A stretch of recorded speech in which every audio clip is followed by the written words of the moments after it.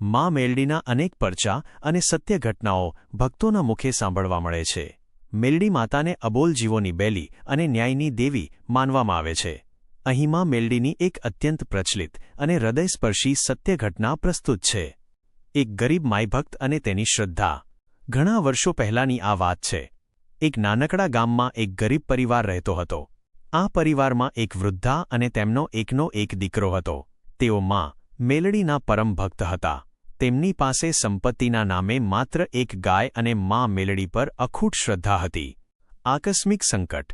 એક સમયે ગામમાં ભારે દુષ્કાળ પડ્યો. ખાવા માટે અન્ન નહોતું અને પીવા માટે પાણી ખૂટી ગયું હતું. ગરીબ માયભક્તનો દીકરો ગંભીર બીમાર પડ્યો. તેની પાસે દવાના પૈસા નહોતા અને ગામના વૈદ્યે પણ હાથ જોડી દીધા હતા. ગામના લોકો કહેવા લાગ્યા કે હવે આ છોકરો નહીં બચે.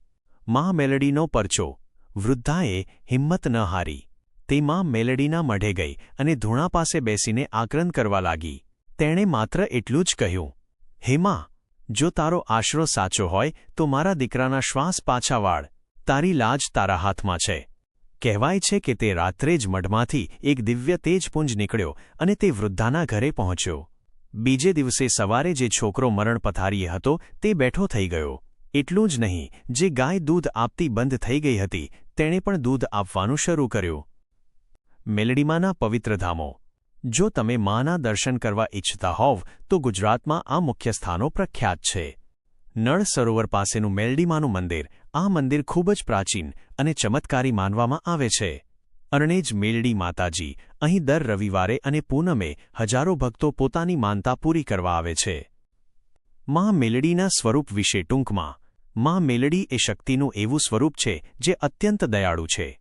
તે કાળા હરણ પર સવારી કરે છે અને પોતાના ભક્તોની રક્ષા માટે હંમેશા તત્પર રહે છે.